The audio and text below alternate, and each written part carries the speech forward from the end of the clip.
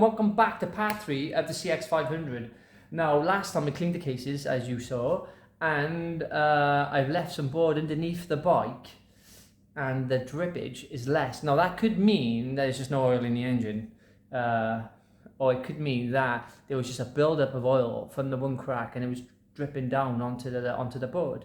So I'm going to spin you around. I'm going to show you what I'm on about. So you can see the drips are significantly less. I think it's coming out of there and coming down here and dripping there, because for the rest of it, look, it's pretty clean. So I'm guessing it's just from that crack up there. To take this cover off, it's quite a bit of work, isn't it? Look, I think I got to take the radiator, all this off, the clutch cover, obviously, the oil filter. So it's going to be a pretty big job. So let's get cracking. There we are. We got the pipe off. Yeah. There we go. Make sure the petrol's off.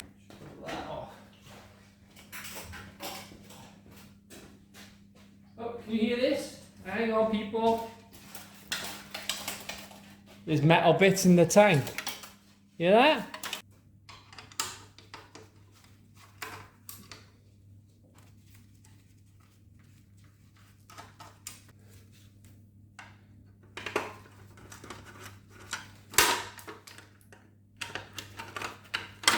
Barely held on.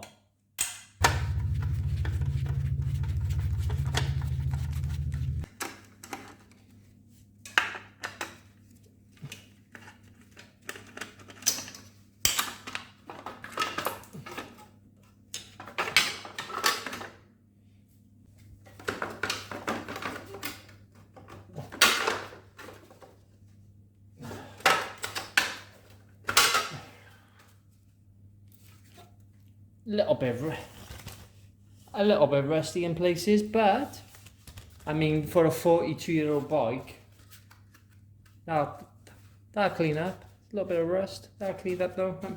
Not too bad. I've seen worse. That is a 17mm. Let's see what comes out. We watching?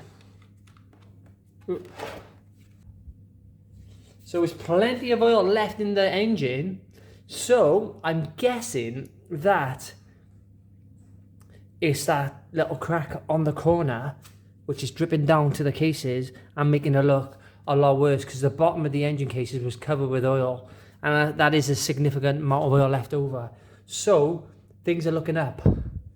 Things are looking up, viewers, people, whatever pronouns you like to use. I'm feeling slightly happier.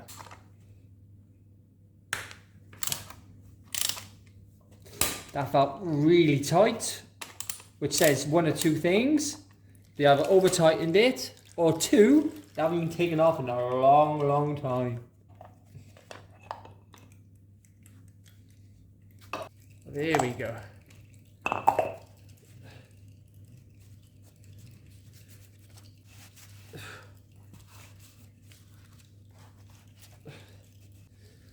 could do with a clean, but that will go in there.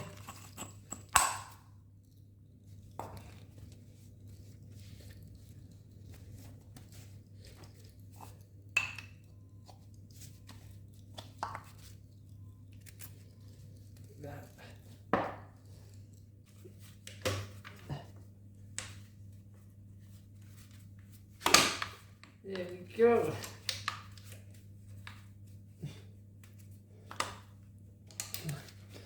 Needle nose pliers, and she's out.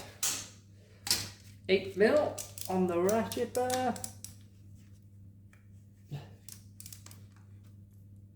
Ooh, very tight. Now I didn't do a sort of crisscross pattern because obviously let's turn the handlebars a bit so I can get to that.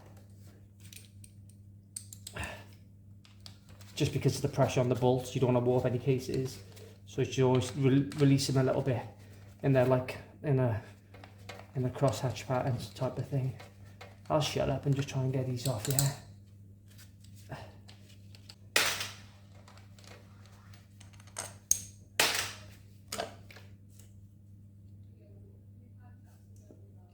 Now I should be able to catch this coolant in a bottle. But if I don't, it's going to make one hell of a mess on the floor.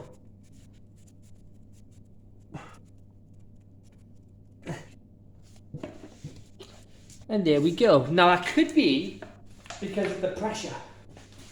So if I take off, there we do. If I take off the cap, I'm going to plug this back in, up into the radiator.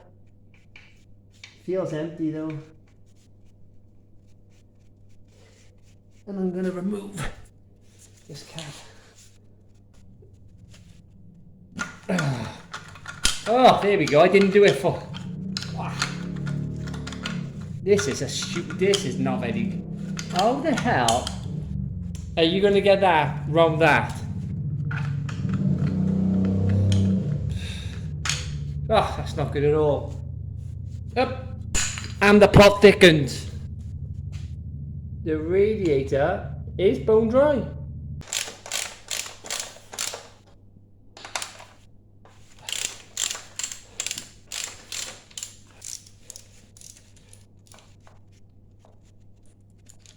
Yep.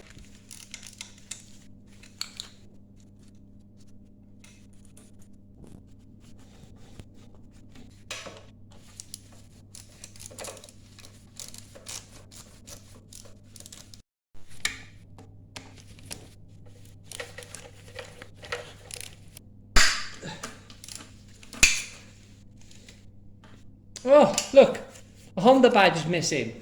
What a little swine.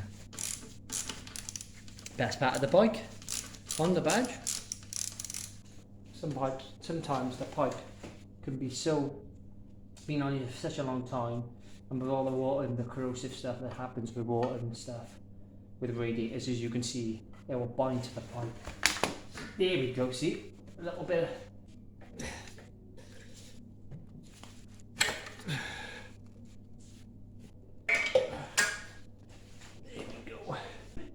Having removed the radiator, we have like a fan here, see the fan?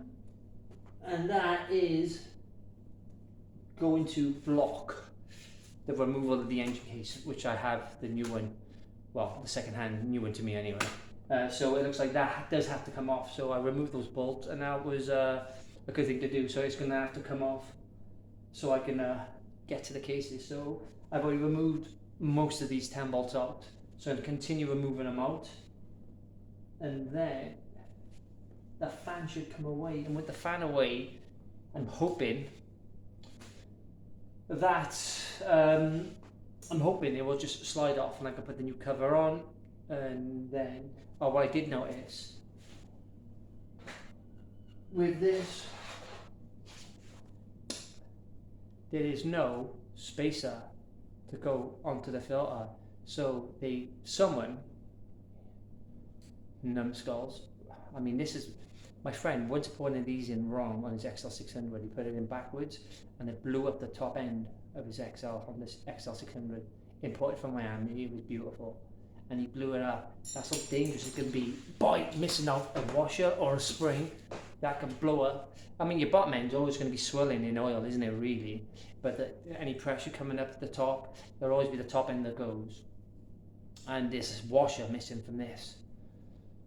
Well, I went on to Fowler's because I live in Great Britain. I went to Fowler's, and they don't even have any spares for this whatsoever. So I could probably just find the diameter which would fit onto there and try and guess it. I mean, I'm guessing it's for the spring. I mean, it could push through into, because it's only a rubber, that is. It could push through. So I think if I get the inner outer diameter of the washer to match that rubber, which shouldn't be too hard, we have lift off. But this is what are people doing?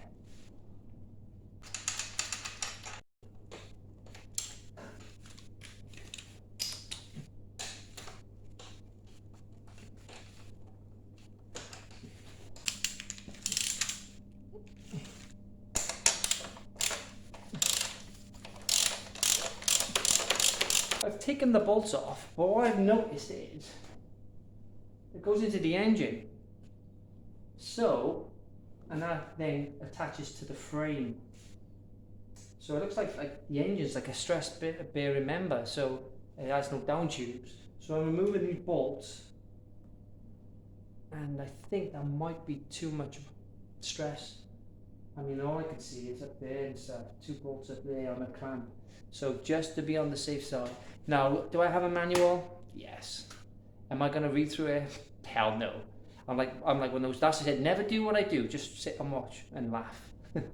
So I'm gonna put like a scissor jack sort of type thing underneath, and I'm gonna take the pressure off this frame, off the engine, which then will release the pressure on this frame mount. So just to be on the safe side. Otherwise, I could remove it, it'd fall on the floor, and it would make great TV, wouldn't it? See my engine splattered all over the floor. But let's not be stupid today, people. Let's get a stand. I have one, so I'm going to use it. If you didn't have one, you could prop it up with some wood and stuff. I think it would be okay. But all I can see is, see here? That's an engine there, and that would probably hold it. But see here, see it goes up to there.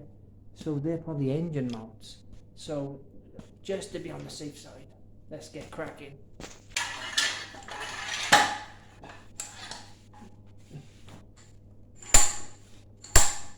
There we go. Front end starting to lift off there, so that's good enough.